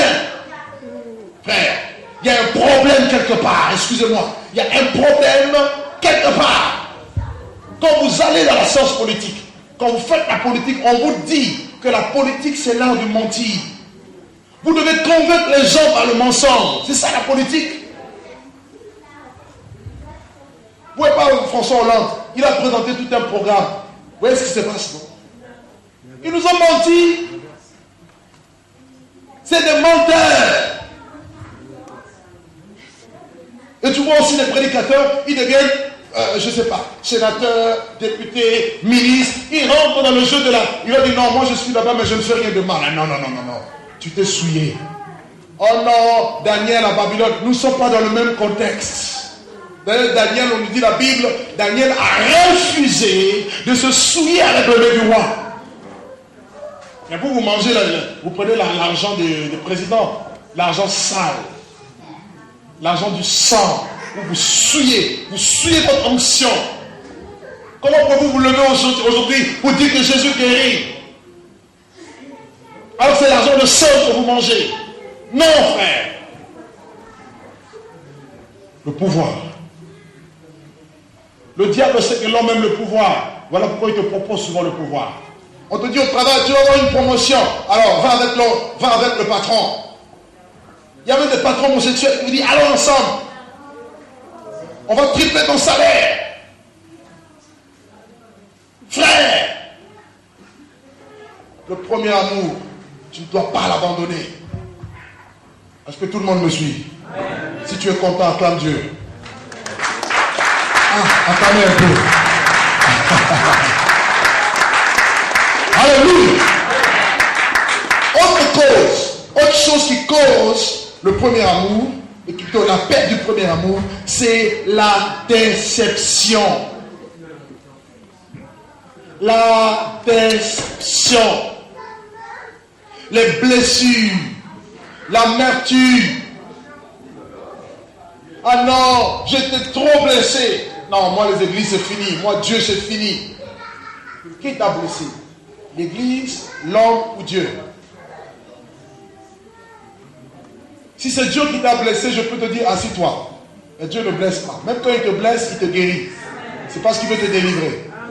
Mais si tu as été déçu, je veux te filer une révélation. C'est parce que tu avais élevé l'homme à la place de Dieu.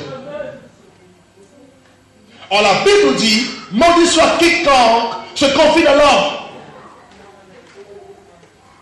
C'est pour cela que les serviteurs de Dieu doivent présenter Dieu et Christ afin que les gens puissent imiter Jésus. Paul disait, soyez mes imitateurs comme moi j'imite Christ. Comprenez? Vous pouvez m'imiter dans la mesure où vous voyez que j'imite Christ. Et le jour où vous verrez que je n'imite pas Christ, arrêtez. Et votre foi ne doit jamais être bâtie sur un homme. Je dis bien jamais, jamais et jamais. Ça va?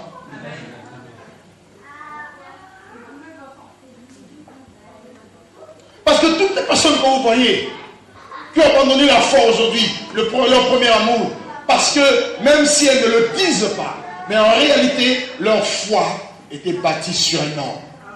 Voilà pourquoi le jour où l'homme te déçoit, tu crois que c'est Dieu qui t'a déçu.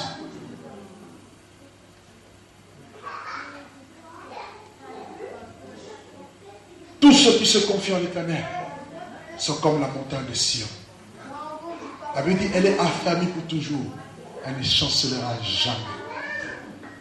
Tous ceux qui se confient en l'Éternel ne seront jamais confondus. Ceux-là qui seront infidèles sans cause, eux seront confondus. Il dit, et mon peuple ne sera plus jamais dans la honte. Jamais. Dans la vie de tout homme, regardez toujours le côté infaillible. Cela va vous permettre de vous maintenir dans votre foi. Mais si vous élevez quelqu'un, si vous pensez, non, parce que c'est... Non, je vous assure, quelque chose pourra se produire qui va vous décevoir. Et Dieu, des fois, peut le provoquer pour que vous mettiez votre foi dans le rocher inébranlable. Est-ce que tout le monde me suit? Est-ce que tout le monde me suit? Il y en a, leur motivation a été, je dirais, leur course s'est arrêtée. Paul dit quoi? Vous couriez bien. Qui vous a empêché d'arrêter pour vous empêcher d'obéir à la vérité? Nous sommes dans une course. Nous devons courir. Courir jusqu'au bout. Mais dans cette course, il y a des événements qui peuvent se produire. Mais maintiens-toi dans ta vitesse. Maintiens-toi dans cette allure vers le ciel.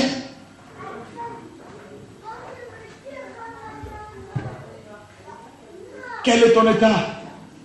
Dieu dit parce que tu as ce que j'ai contre toi, ce que tu as abandonné ton premier amour. Voilà notre état spirituel. Voilà le climat spirituel de beaucoup de chrétiens, de beaucoup d'églises. Nous avons abandonné le premier amour. Dans les couples, il n'y a plus le premier amour. Dans les familles, il n'y a plus le premier amour. L'amour est en train de disparaître aujourd'hui. Nous faisons les choses de façade. Quelqu'un m'a dit non, je vais quand même venir à l'assemblée, sinon on va m'appeler pour me dire pourquoi tu n'es pas venu. J'ai dit, moi vous ne me verrez jamais dans un truc. Je ferai ce qu'on appelle le suivi des âmes. Mais je ne serai jamais derrière quelqu'un. Il dit bien jamais. Il faut que chacun réalise qui c'est. Tu vas aller en enfer ou tu veux te refroidir. C'est ton problème. C'est ton problème. Fais ce que tu veux. Moi je sais ce que je veux. Comme Paul dit quoi? Il dit quoi? Il dit pour moi-même je ne fais aucun cas de ma vie comme si elle m'était précieuse. Pourvu que j'accomplisse ma course avec joie. Et le ministère que j'ai reçu de Jésus. Si je fais ce que je fais, c'est parce que Jésus m'a demandé de le faire. Alors je n'ai pas à passer mon temps inutilement. Non, frère. Et il faut arrêter d'être des chrétiens passifs. Alors les mêmes personnes, comme maintenant vous ne les appelez pas, je parle sur le plan général. Ah non, dans cette église il n'y a pas l'amour, je ne suis pas venu, toi dimanche personne ne m'a appelé. Tu as fait des fiers, et maintenant on ne t'a pas appelé, maintenant tu te plais encore. Voilà l'état des chrétiens. Dis à ton voisin, voilà l'état des chrétiens. Je vous ai dit, je ne veux pas vous faire des cadeaux, non? C'est ce qui, voilà la réalité aujourd'hui. Et Dieu m'a dit, dis à chaque chrétien d'être responsable. Vous êtes responsable de votre vie. Vous êtes responsable de votre ministère. Écoutez-moi bien. Si vous ne remplissez pas votre ministère, vous serez jugé par Dieu. Faites-le si vous voulez. Si vous ne le faites pas, ce n'est pas mon problème. Mais vous aurez des comptes à rendre à Dieu. Pour ma part, je suis pressé. Quand Dieu me dit va à gauche, j'y vais. Je suis comme du vent. Fais ceci, je le fais. Je le ferai et je le ferai encore. Il faut que chacun s'examine. Il faut que chacun se regarde. Quelle est ta motivation? Que ta motivation ne soit jamais un non. Non, mon frère. Non. Ça doit être toujours le Seigneur. Toujours le Seigneur. Et toujours le Seigneur. Il dit répands-toi. Il dit à cette église répands-toi. Oui, toi qui as abandonné le premier amour, tu peux te repentir. La repentance ne concerne pas seulement les païens, mais d'abord les chrétiens. Pourquoi? Parce que Jésus est aussi bien le sauveur de païens que le sauveur de chrétiens, de croyants. Il est notre sauveur. Cela veut dire que nous pouvons trébucher. Je peux trébucher. Quand je trébuche et que j'entends la voix de Dieu, je dois me repentir. Et retrouver mon premier amour. Aimer Dieu plus que tout. Aimer son œuvre. Aimer les âmes. Oui, frère, le servir. Tu ne peux pas dire que j'aime Dieu, tu ne le sers pas. Non, frère, c'est faux. Il dit que quand l'Esprit viendra, il dit quoi? Dans ces derniers jours, je répondrai de mon esprit sur tous vos fils et vos filles prophétiseront. Même sur les vieillards. Dieu répond son onction même sur les vieilles personnes pour qu'elles le servent. Qu'elles le servent. Regardez Anne la prophétesse. Regardez Siméon, ils étaient vieux. Ils ont servi Dieu jusqu'à leur dernier souffle. Regardez Moïse. Regardez Zacharie, le père de Jean-Baptiste. Mais quand on regarde l'église aujourd'hui, je parle des chrétiens en général, frère. Nous avons tendance à traîner le pied, frère. Il y a un problème sérieux. Réglons notre problème par la repentance. Répentons-nous de la tiédeur. Répentons-nous du péché. Répondons-nous de la confiance qu'on avait mise dans les hommes. La confiance dans l'homme doit être dans une certaine mesure, mais ne doit jamais remplacer la confiance en Dieu. Je dis bien jamais. Il dit, si tu ne te réponds pas, je viendrai et j'ôterai le chandelier de sa place. Il va ôter la présence de Dieu. Il va ôter, oui, son approbation. Sa lumière va te quitter. Oh, qu'est-ce que c'est douloureux de perdre la lumière de Dieu. Qu'est-ce que c'est douloureux de perdre l'Esprit de Dieu. Je ne veux pas que cela m'arrive. La Bible dit qu'il est impossible à ceux qui ont été une fois éclairés et qui ont goûté au don de Dieu et qui ont eu part au Saint-Esprit, qui ont goûté aux puissances de siècles à venir et qui sont tombés, qui soient encore renouvelés. Il est impossible. Frère, ne tombe pas dans l'apostasie. L'abandon du premier amour égale l'apostasie. L'apostasie égale l'abandon de la foi. Or, la foi doit être agissante par l'amour. Oui, frère. Paul dit, quand je parlerai les langues des hommes et des anges, si je n'ai pas l'amour, cela ne me sert à rien. Quand j'aurai même la foi jusqu'à déplacer les montagnes, si je n'ai pas l'amour, cela ne me sert à rien. Quand j'aurai la science de tous les mystères, quand j'aurai même le don de prophétie, si je n'ai pas l'amour, cela ne me sert absolument à rien. Tout passera. Les prédications passeront. Les prophéties passeront. Tout sera aboli. Mais l'amour ne périt jamais, nous dit la Bible. L'amour ne périt jamais. Alléluia. Alléluia. Amen.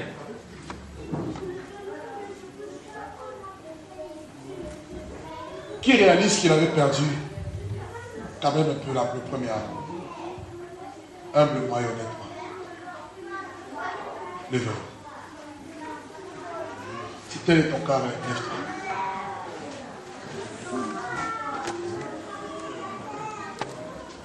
Dieu ne nous parle jamais en vain.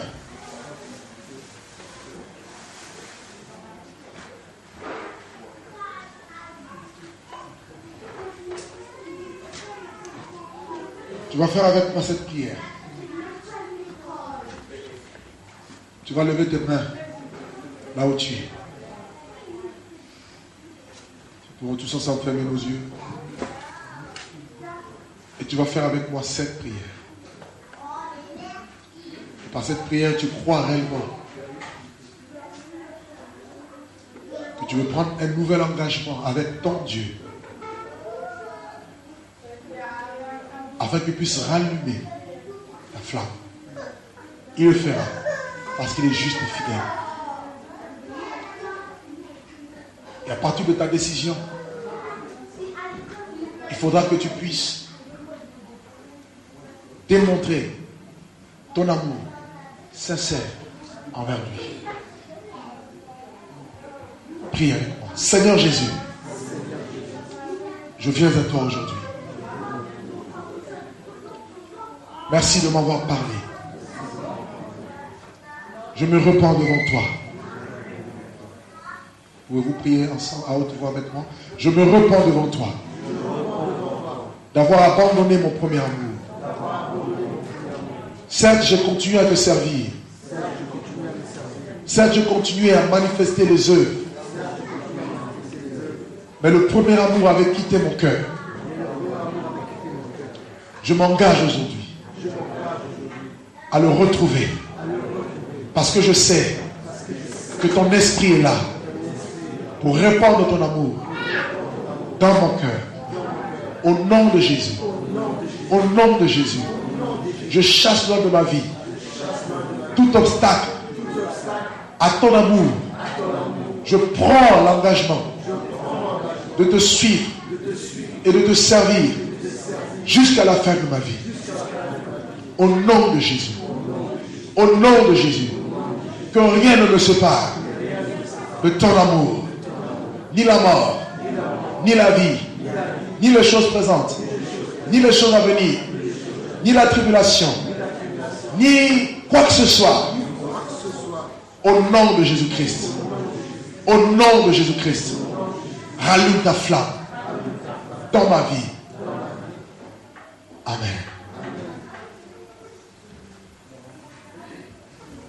Que le nom du Seigneur soit béni. On peut acclamer tous le Seigneur très fort.